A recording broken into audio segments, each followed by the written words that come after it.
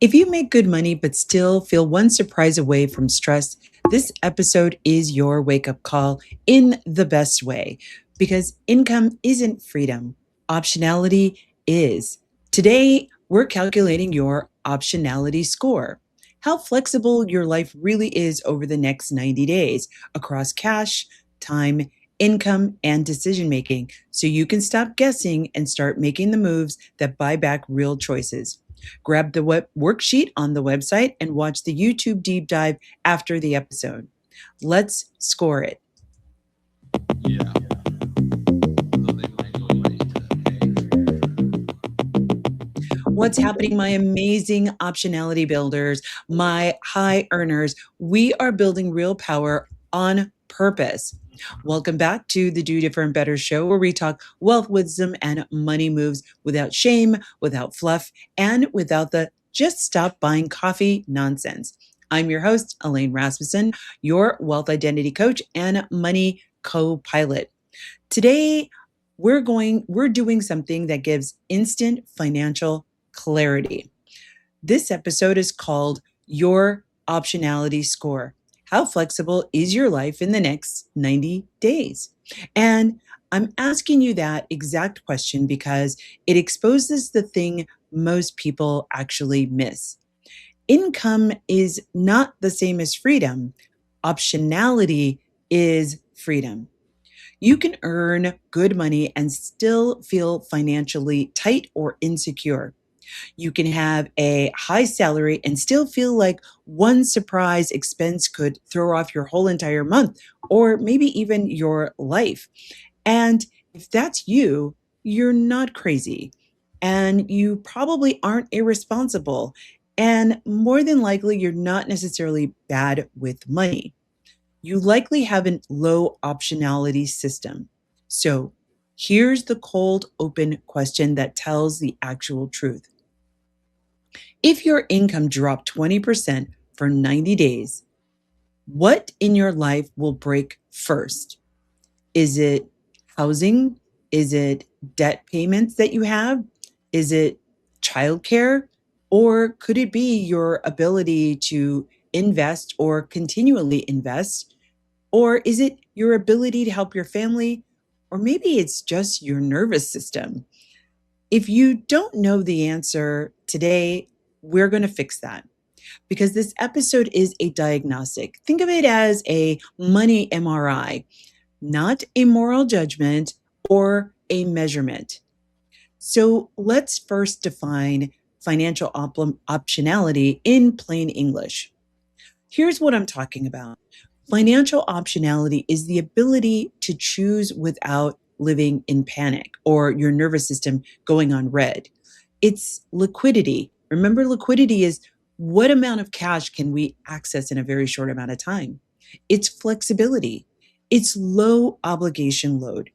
Optionality shows up when you can say no to something that isn't necessarily aligned with your life or your values, handle a surprise expense without more debt, make a clear career move without feeling like you're spiraling in the one that you're in. It also allows you to invest consistently without second guessing every major headline that you see in the news or on TikTok. It also allows you to take a break and not feel like the sky is falling. And the reason why this hits high earners especially so hard is because high earners is a lot of you are living on a very strong income with a very fragile structure. That might be why you hear some people say, I make good money, but why do I still feel broke? The answer usually is one of these, that your fixed costs are just too high or they've continuously grown as you have developed more income or higher income. Maybe your debt payments are now so stacked that most of your money is going to your housing and paying those debts. There might also be no financial baseline or clarity. Or if you have a buffer, the buffers are super, super thin and very, very fragile as well. Another reason could be you have obligations that are really heavy. If you're operating as a family CEO, not just for your nuclear family, but your extended family, and providing community support, you might have a level of over responsibility. It could be that your administration around money is very chaotic or non existent.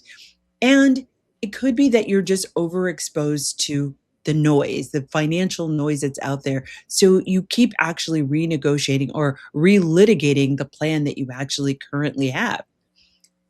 All of this creates financial overwhelm and money anxiety, even when your income looks really good. So let me connect this to the wealth capacity really quick because it's directly related. So remember, we've talked about wealth capacity is why your life feels heavy, even when the numbers work theoretically. Wealth capacity is what your life can actually hold without breaking. If your life is already full of work and family and leadership obligations, caregiving, your capacity for complex money management is lower than you might think that it is. So then what happens? You delay decisions, you avoid checking those statements, or you overcheck, or you overthink, and your nervous system starts to stay on high alert. That's why financial wellness for women has become more than just about budgets. It has to be about systems that reduce your cognitive load because women, especially high capacity women, are carrying a lot. Now, you're going to use your wealth identity language lightly here because your pattern shapes where optionality might be getting lost in the sauce. So, now remember, your wealth identity is the pattern behind your optionality problems or barriers, right? So, again, if you're a builder, you have complexity creep. You build a life in a system that requires constant attention when you may not have the time or the energy. For my caretakers, you have over responsibility. You fund stability for others before you've actually created your own solid ground. For the maximizers, you end up stacking. You optimize and compare and chase best moves, which increases your anxiety. And for my minimalist strategists, you are avoiding. You delay admin and the costs drift until they become so heavy and you can't help but have to deal with them. But now there's all these extra fees or late payments that are now creeped up to make that obligation even bigger than it originally was. If you want a clean read on your pattern, I encourage you to take the Wealth Identity quiz on my website. It's basically a money personality quiz for your financial identity. So as you're listening to the show, you can really zone in on when I'm providing you with recommendations, you can zone in on the one that really resonates for you. And it's really important because optionality isn't a one size fits all. Your strategy has to match your pattern, right? Remember, we talked about borrowing somebody else's goals and why that might not be working and you can't seem to get ahead on your own financial or wealth plan because you're picking goals that actually don't fit your life. And so that's why I know you're here listening. Okay. Now, here's the goal for today. We are going to score optionality in the next 90 days because 90 days is a realistic window. It's long enough to matter, but it's short enough to act and really wrap your head around. We're going to score 4 different categories. The 4 categories are cash optionality, time optionality, income optionality, and decision optionality. And then you'll build a simple 30-day plan, one with a quick win and one with a big lever. All right. So if you can, open the notes on your phone. If you're driving, just listen and do it later. Bookmark this, and you can use the worksheet from the website to help you sit down and do this. But schedule it. When are you going to do it? That's the only way that you're going to actually do it. So I hope that this is giving you a little bit of more perspective on what not only we're going to be talking about today, but the difference between identifying what you're making in your income or revenue from your business and actually what are the options that are available to you and why this is important. It's really important because we're going to talk about this in the next segment is how your score actually begins to tell you what is happening and where you might want to decide to focus on first. So we just talked about the 4 categories. I don't recommend you try to tackle them all at once. It's never a good idea. You're only going to cause yourself more anxiety, more stress, and probably more guilt and shame for not being able to be in a different place. I want you to let all of that go, right? I'm going to follow after we actually figure out what your score is. I'm going to walk you through how to craft your plan. And so when you craft your plan, again, bookmark this episode so that you can actually sit down and really think through it. It's not going to take you very long. So maybe you'll need 20 or 30 minutes at the max, but it's really important that you sit down and do this because it's really going to help you with all the episodes that are going to be coming up next. Now, if you like what you're hearing, don't forget that you can also watch this episode and others on YouTube. You can go to AM 950 and select Do Different Better, or you can watch it on YouTube at Do Different Better. That's the handle. And you can also catch clips about this on Instagram that you can share with your friends if you're really digging the content and you're digging the show. And you can go to Instagram at Do Better with Elaine. If you're not sure that you can do this on your own, I want you to really check out some of our upcoming virtual and in-person events at www.dodifferentbetter.com. We've got an event coming up on May 12th, as well as an event that's coming up on June 27th. That will be an in-person event. The May 12th event will be a virtual event. And then also you can check me out at the Pride Parade on Twin Cities Pride on June 26th and 27th. So I can't wait to see you after the break when we're going to get into actually taking your optionality score. I'll see you in 2 minutes. So they might go like,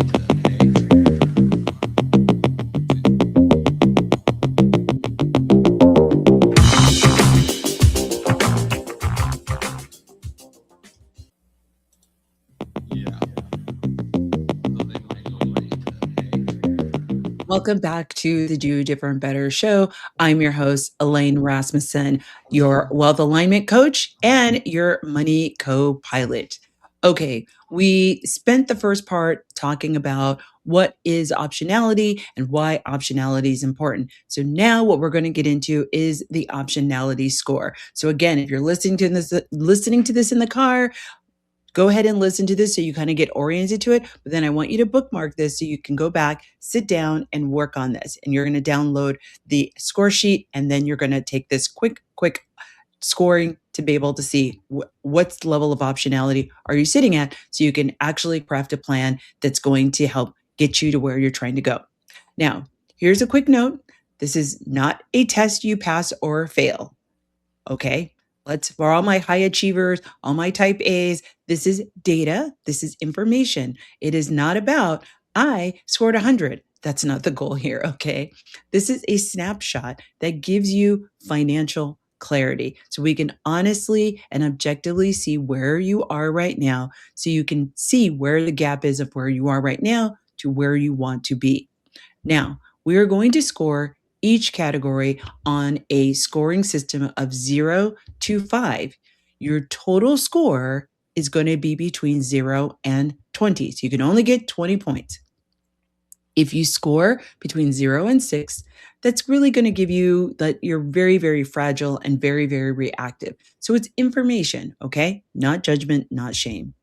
Next is 7 to 13. It means you're stable-ish, but you might have some constraints.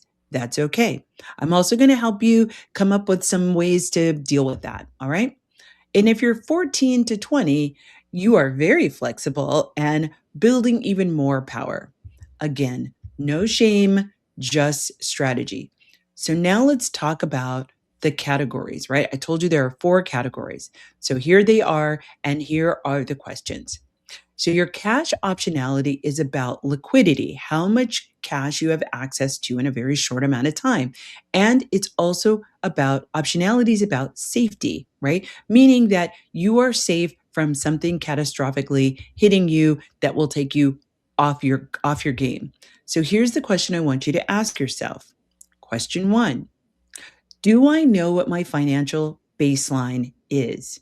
And remember, baseline means the minimal viable month of expenses. These are your housing, utilities, food, transportation, insurance, and your minimum debt payments. Now, here's how you're going to give yourself a number. If you give yourself a 0 if you have absolutely no idea what your baseline is, and it's okay, right? This is all information.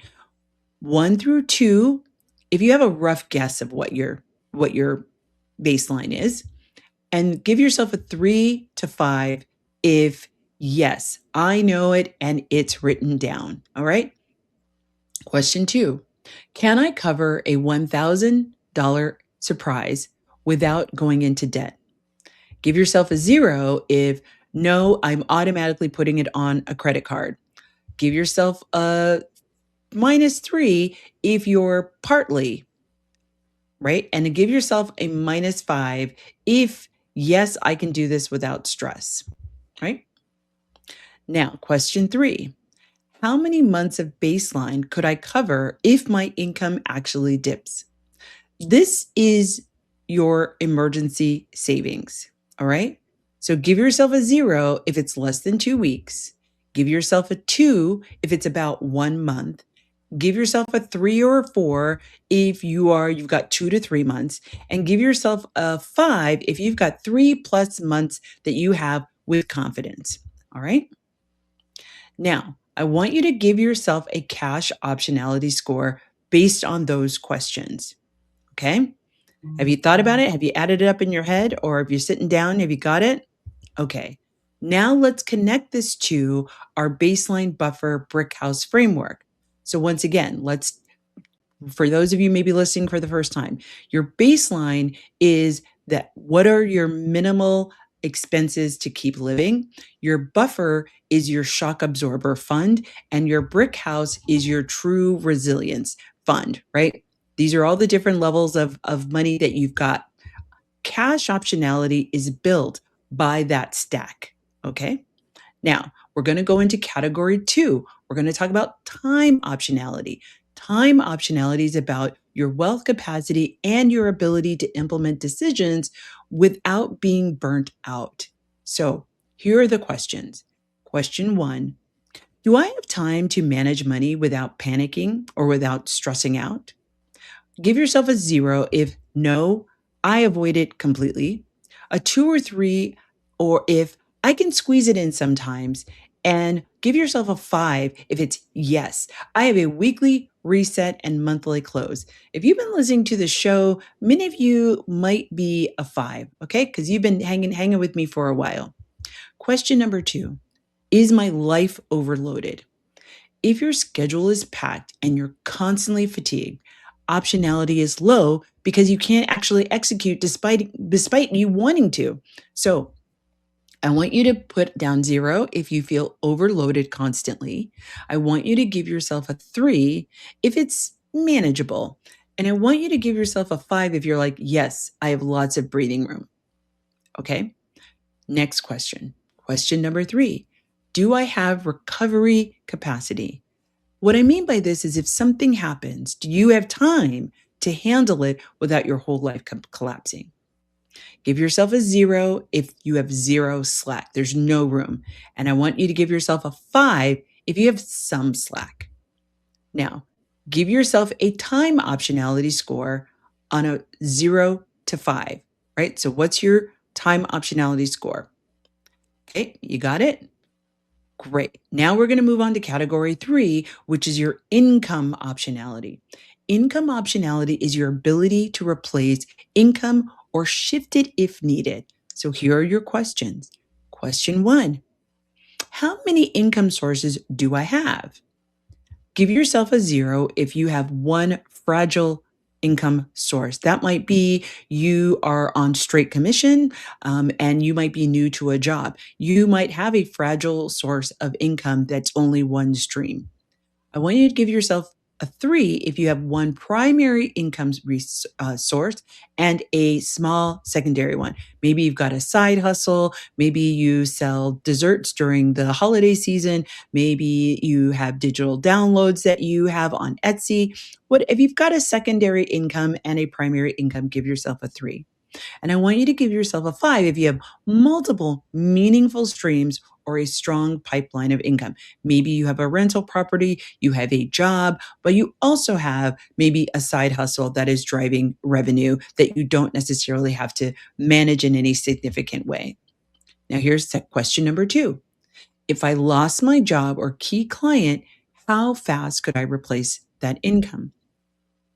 Give yourself a 0 if the answer is, I have absolutely no idea how long it would take me to replace that.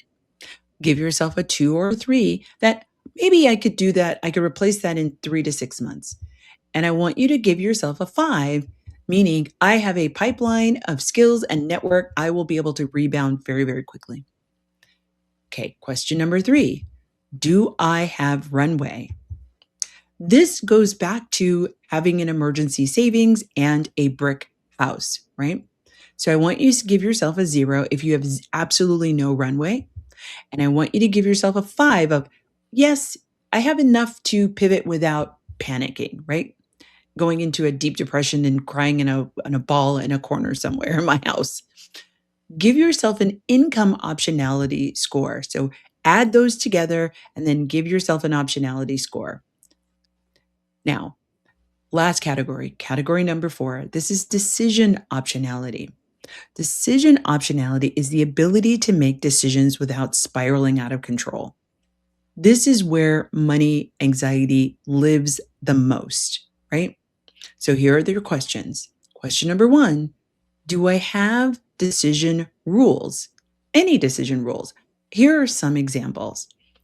You might have a checking rule. You might have a 24-hour rule. You may have a 1 in, 1 out rule, or you might have an investing cadence. We've talked about this in the last couple of episodes, so you might want to check those out if those are new concepts to you, you've never heard them before. Okay, so I want you to give yourself a 0 if you are saying to yourself, no, I really make these decisions in the moment. I want you to give yourself a 3 if you have some rules. Maybe you don't stick to them all the time, but you've got some rules.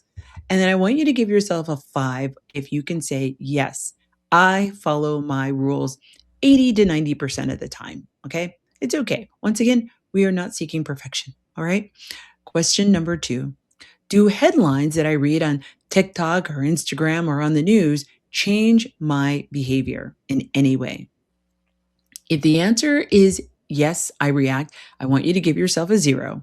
If you're like, sometimes, then give yourself a 3. And if your answer is no, I review and make decisions on a very specific cadence, then I want you to give yourself a 5. You're amazing, which also tells me you've been listening to the show for a while. You're a subscriber. And then question 3, do I second guess myself constantly? If you are doing this daily, I want you to give yourself a 0. Sorry, I know that's harsh. Okay. If you're doing this occasionally, go ahead and give yourself a 3. And if it's rarely, my system is trusted, it's reliable, give yourself a 5. Now, give yourself a decision optionality score of 0 to 5. Okay. Now I want you to total your score. I want you to add up all 4 numbers from each one of these optionalities. Okay, now your total optionality is going to be out of 20. All right, now here's the interpretation again. I gave it to you at the top, and now I'm going to give it to you again. If you're between a 0 and a 6, this is what I call fragile optionality, meaning you need baseline clarity, which is why you're listening to the show. And you need to build a buffer and obligation reduction. You need to take some of these obligations that you have and bring them down so you can create more breathing room, right? That's what we're trying to do. Create more breathing room. If you're a 7 to a 13, once again, you're stable-ish, but you've got some constraints. You need some targeted restructuring and some decision rules that help guide your reaction. Okay. And if you're a 14 through 20, you have lots of flexibility. So our goal is going to be to protect it and start positioning you for leverage, right? And we're going to be talking about leverage in the summertime, all right? Now, I also want you to identify your top 2 week categories. Those are your leverage point. Take the ones where you scored the least in that optionality. Those are the ones that we are actually going to focus on. And we need to identify that before we start creating a plan. And again, I don't want you to think that you're going to work on these all four at the same time. First of all, that's how you start to create more stress and anxiety, and you feel failure because you actually begin to move nothing. So, we're really going to focus, start in really, really lean, really, really crisp, because remember, forward action creates traction, right? You're going to hear me say that a lot. Forward action creates traction, but we've got to be focused in our forward action so we actually can begin to see what is actually working, what's not working, where we need to make adjustments, and then create that as a system that works on its own, right? Then you can move to then working on the next thing that you find might be a place you want to concentrate your time and attention. So, before we get into a plan, I want you to name your 2 biggest option killers. Here are some common ones, okay? High fixed costs. Maybe you moved into a house that you've moved into a home because you have a new income, you've moved into a bigger home. Everything's going to be more. You're going to be paying more for replacement costs for things when they break down. You're going to have a higher mortgage.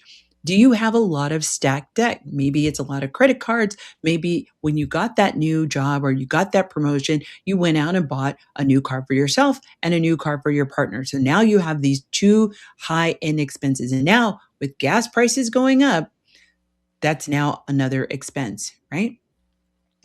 Maybe you have some family obligations that you are supporting. I had a friend of mine, she was helping to pay for her nephew to go to culinary school. Now, again, this isn't about providing any judgment about that, but we need to understand what are the implications of that family obligation that's not your own and what is it doing to your long-term financial stability, right? Maybe it's because you don't have a baseline number, or maybe you have thin emergency savings, or it could be you have too many subscriptions, or maybe you're door dashing a little too much or Uber eating a little too much. It could be insurance drift, right? Either you have insurance payments that are no longer valid, but because the payment is on auto renew, you haven't even looked at it. Or perhaps you have no cadence at all in how you think about or evaluate what's going on in your financial life. Or it could be that you just have too much financial content noise. You're following every single financial, handle on Instagram or Facebook, and you're getting overwhelmed with all the information. Or it could be that you're just overcommitting to everything all the time, right? So if any of those resonated, I want you to pick two, just two. What are the top two that you're like, oh, that happens a lot? I see that recurring a lot. Maybe you don't know. So maybe what you need to do is over the next few days, see how it pops up for you. Right. And then come back to this episode and say, oh, these are the two. I didn't know what they were before, but now that I'm paying attention, I have a better idea of what's happening. Because optionality is built fastest when you stop trying to fix everything. Right.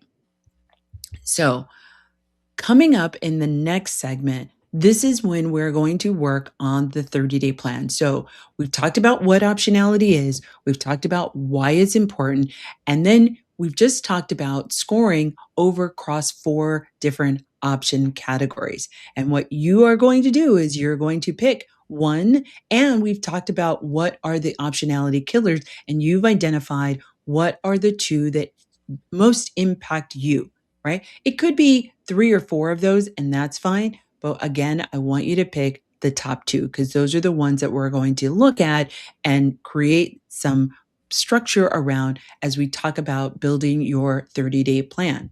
So the 30-day plan is going to be this. It's going to be one quick win. It's going to be one big lever that's going to be tailored by your wealth identity so you can actually follow through and feel some success.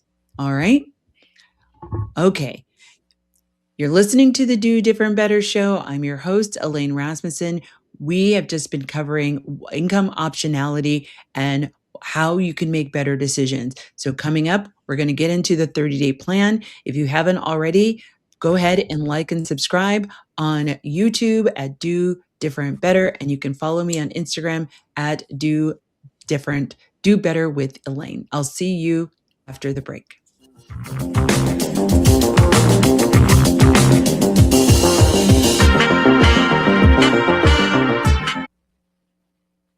Yeah.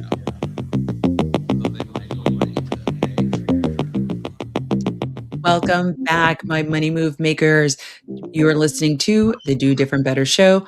I'm your host, Elaine Rasmussen. I am your wealth alignment coach and money co pilot. So great to have you here. If you're just now joining us, we've been talking about optionality, which is the second letter in my soul framework. The first part of the year, we've talked about stability and what you might need to actually create stability. And we need stability before we move into optionality. We've got to have a very stable ground before we start to create where we can have options. So, in the first part of the show, I talked about what optionality is, why it's important, and then I had you create and give yourself an optionality score. Again, no judgment, this isn't no shame, right? This is so that we have a clear understanding of like where you're actually sitting. So then we can build a plan that's based on where you are, not where you think you are or where you think you should be, but actually where you are so that we know the plan that we create is actually going to stick and is going to be sustainable and you're able to maintain it ongoing. We also talked about what might be the things that kill optionality. And I asked you to pick what are the top two things that are killing your optionality, because those are the things that we need to think about as we move into the plan. If you haven't taken your wealth identity quiz to find out what your wealth identity is, please go over to www.dodifferentbetter.com, take the wealth identity quiz, because the answers that I'm going to give you and the recommendations that I'm going to make on building your plan are going to be based on your identity. So I want you to know what your wealth identity is so that as you're listening, you can take the tips that actually correlate to you. But you might be able to just listen in and be like, oh, yeah, that's me. And then be able to build your plan based on that. But you can go back and confirm your wealth identity afterwards. So again, right now, we're going to build the plan based on what we've talked about earlier. And I'm going to keep it very, very simple because simplicity is what actually converts and helps you build traction. Your 30-day plan is going to have two targets. One, I want you to have a quick win that creates some immediate slack for you, right? And slack is what creates optionality. And then number two is you're going to have one big lever. So think about the slot machine, right? They don't even have levers anymore. But remember back in the day, if you look at old movies, the slot machines had the big lever. We're going to do that. We want to pull one big lever that's going to create some structural freedom. All right. So your quick wins should be high control, low pain, and fast results. Okay, those are our criteria for creating our quick win. And here are some of the best ones, particularly for my high earners. Option A, doing a full subscription sweep. This is taking the time. Yes, you're going to need to take the time, but there are some apps that will also help you do this, right? I want you to cancel or downgrade 5 recurring charges. Excuse me, right? Even $150 a month is $1,800 a year of optionality. So if you're using one of these platforms like a Rocket Money or Monarch or Plink, they might do this for you where you can go and ask for it to pull down all of your recurring charges across all the different credit cards that you have them on or debit accounts that you have them connected to. And it can give you that list. And I want you to pick 5. You probably have far more than you think. You probably think, Elaine, I only have 5. I doubt it in today's age. I know I don't have 5. I was arrogant to think that I only had, oh, I only have a few until I looked at my account. I was like, ooh, yeah, I have a lot more than I think they do. And you want to be mindful of not looking at just the monthly ones, but look at the annual ones. Those are the ones that get you, right? And think about, can I go without this for at least a short amount of time? Maybe it's that annual subscription to that particular platform that you rarely use, but it comes annually. Don't forget to look at your annual subscriptions, not just your monthly recurring charges, because those are also recurring as well. And they're easy to forget because they're only annual. So you might have to go through all of your bank account for the entire year to find out. And you might, if you don't have a platform like a Monarch or something like that, or a Rocket Money, you can just take your statements and you can put them into your favorite GPT and say, hey, I want you to look at these last 5 years of statements or 2 years of statements and tell me, what are the annual subscriptions that you see here? Put them in a table of who they are, what they're for, and how often I might be using them, right? So you can do something like that. You don't necessarily have to make this a painstaking process. You can leverage AI to help support you to get to some answers very, very quickly. Now, option B is negotiate one recurring bill. This could be your phone, it could be internet, it could be insurance. It's any type of service plan, right? And this is what you're going to do. This could be a 10-minute call that actually saves you hundreds. You might even be able to use their chat function on their website for the particular service, right? I've done this. I cannot tell you how many times. It's amazing. Call your cable company and say, hey, can you look at my account and see where there might be some cost savings? Or you can say, hey, I saw that there is a commercial of giving new customers this discount. I want that customer. I want that discount because I've been a long time customer. If they tell you no, you can say, I'm considering moving to another platform or another service provider. Now, sometimes with cable, we don't have that option, but with streaming services, maybe you replace your cable with the streaming, right? And now, but again, remember we talked about in the second segment, one in, one out. You're swapping, you're not adding. Okay. So if your favorite TV show that you're watching on cable is actually available by streaming, that might provide you with cost savings as well, because you're not paying for a whole cable set of mostly channels that you don't even watch, right? Going to your credit cards and asking them if you've got an annual fee on your credit card, asking them to waive the fee for that year. For some of these credit cards, especially for my high earners, you might be with an American Express card or something like that. They're charging you $800, $900, $1,000 for the year, and you're getting all these benefits. So maybe what you do is like, hey, can you waive this for 1 year? I've been a long time customer. Waive it. That's $1,000 that now you can leverage to be able to put into your flex fund, your baseline fund, your buffer, or your brick house fund. All right. Now here's option C. Option C is automation. I love automation. This is you're going to auto transfer $25 to $100 a week into your flex fund or your buffer fund. All right. And we just talked about flex fund in the previous episode.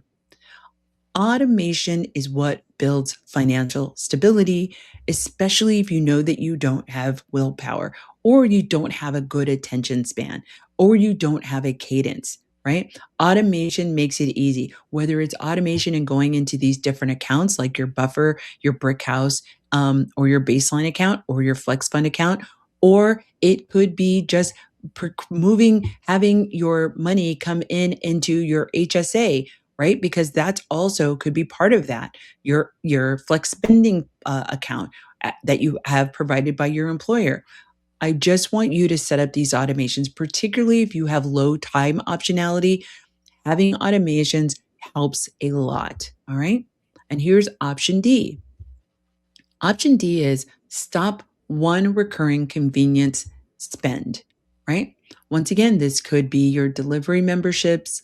It could be that impulse treat yourself cycle, right? And we all have those. I have them as well, right? But the whole idea is we want to start building optionality. So we're going to have to do things a little bit different than how we've done them in the past. This is default spending that you actually don't really value. Maybe it gives you a little dopamine hit and gives you a little high in the moment. But then it's like that little kid who opens up the gift on during the holidays, and then 5 minutes later they've stopped playing with the toy. So if that lands for you, correlate that to your spending patterns. Are you doing that? You're just buying, and then literally an hour later or the next day, the high is gone and you're not even thinking about that thing that you bought. All right. I want you to pick one and assign a number. Okay. So here's what you're going to say: my quick win will free up X amount of dollars per month. I want you to write this down. So remember, you got your financial notebook, or you might have it in your notes on your phone. I want you to create a financial note. So as you're listening to the show and we're talking about different things and different things are resonating and you're making different aha moments or revelations, write these down, type them down. You're going to want to see this. You want to document your journey. It's really powerful and important to see where you were to where you are. So it gives you momentum to keep going. So for this is your quick win. I want you to write this down. My quick win will free up X amount of dollars. You're going to put in that number per month. And when you see that number, I want you to just take a moment to see how you're feeling. How is it sitting with you? Do you feel a little bit more relaxed? Do you kind of like sink down in your chair a little bit? Do you feel a little more settled and a little more stable just because you have this declaration and you know what this number is? Because then you can start calculating, oh, if this is what it is per month, what will it be at the end of the year? And then what will I do with that at the end of the year? That could be powerful, right? Now let's shift our attention to the big lever.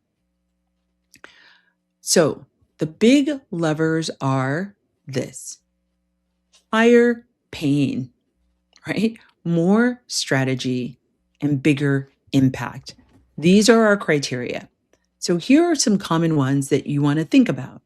Lever one is your housing ecosystem reduction. We talked about your housing ecosystem a few episodes ago. These are the things that are not just the rent or the mortgage, but all the things that come with having a home: the utilities, the taxes, the HOA, the maintenance, the project creep, right? That project that seems to have gone out of control, right? The renovation, okay? Freeze upgrades for 90 days and lower the ecosystem, right? Maybe you have lawn care. Maybe you suspend lawn care for 90 days and take that money to now fund your flex fund or your baseline fund. All right. Again, this isn't about forever, but it's about creating some breathing space. Here's another lever: debt restructure. Maybe there's an opportunity to lower your interest rate that you're paying. Maybe it's a matter of adjusting the payments or getting a deferral for a certain amount of time, or maybe even getting a waiver for some 1 or 2 or 3 months, right? The idea here is that we stop stacking more obligations. All right. Debt is a monthly tax, not only on optionality, but on your mental and physical load. And when you have a mental load, it manifests itself physically. Now, lever three, this is car note right sizing. If transportation costs are stealing your buffer, then it's not a flex, it's actually a trap. Lever four is family CFO boundaries. This could be actually supporting a budget plus having a rescue rule. And I talk about that in previous episodes. If helping others prevents you from building a buffer, a brick house, your optionality quickly dies. So I want you to pick one of these, and it's going to say, my big lever is, and you're going to fill in the blank. All right. Now, to make sure that you actually execute, we're going to tailor this approach to each wealth identity, right? Remember when I told you to go take the wealth identity quiz? So if you're a builder, you're going to try to do all of this perfectly. And I'm going to tell you, don't. Here's a rule for you: one metric, one lever. That's it. Set a timer, finish, and move on. I know that's going to be tough. For my caretakers, your biggest optionality killer is often relational. So here might be a rule for you: I'm going to work on my baseline and my buffer first. Support budgets or no to a wealth move, and that is not selfishness. For my maximizers, you will stack goals, and I'm going to tell you, don't. Your rule is one big lever in 30 days. Stop strategy hopping because consistency is what's going to get you to win. And for my minimalist strategists, I want you to avoid you will avoid admin until it's urgent. So here might be a rule you might want to consider. Automate and do the smallest win first because you need to see momentum, and momentum reduces your overwhelm. Now, because this is quarter two and we're moving into optionality, I want you to install 2 decision rules that prevent you from relapsing. So here are a couple. Number 1 is the cadence rule. And here's what you're going to say: I review money weekly and monthly. I don't renegotiate daily. Rule number 2, which is our 24-hour rule: I will wait 24 hours before any non-essential purchase over X amount of dollars. It could be 25, it could be 100, it could be 200, but make it make sense, especially if you know that you have a habit of doing that. Whatever that number is, probably reduce it by 50%, just so you can catch yourself. Rule number 3, it's the 1 in, 1 out rule. Before I add a monthly payment, I'm going to remove one. And ideally, the one that I add is lower than the one that I'm replacing. Okay. Number 4, checking boundary. I check accounts on schedule, not when I'm anxious, right? Pick 2, and I want you to write them down. Rule number 1 and rule number 2. That's your decision optionality upgrade. All right. Now, let's close the loop with a values aligned wealth and conscious finance, because this isn't just optimization, it's actually alignment. All right. So, here's something for you as we start to bring the show to a close. Optionality isn't about deprivation. That's not what it's about. It's really about creating choices that match your values and the goals that where you see yourself. What's your vision of success? Conscious finance means you control the terms, not lifestyle creep, not family pressure, not the economy, and certainly not TikTok. You. So here's your close. Your optionality score is not a label, it's a baseline measurement. Now, in the next 30 days, here's what you're going to do: you're going to raise your score by improving one category, you're going to reduce one option killer, and you're going to install 2 rules. And if you want the worksheet to do this really cleanly, go to the website and download the Optionality Score worksheet and take the Wealth Identity Quiz, your money personality quiz, so you know which pattern is actually running you. And as you continue to listen to past or upcoming episodes, you can lock into the recommendations I give for your specific wealth identity. Then you can go to YouTube and watch the deep dive where I actually do some calculations for you and you can get some examples. All right. Okay. So now here's where we're at. All right. I want you to turn income into optionality so that you can begin to do different better. Thanks for listening to this episode. You've been listening to Do Different Better. I'm your host, Elaine Rasmussen, and I can't wait to see you next time.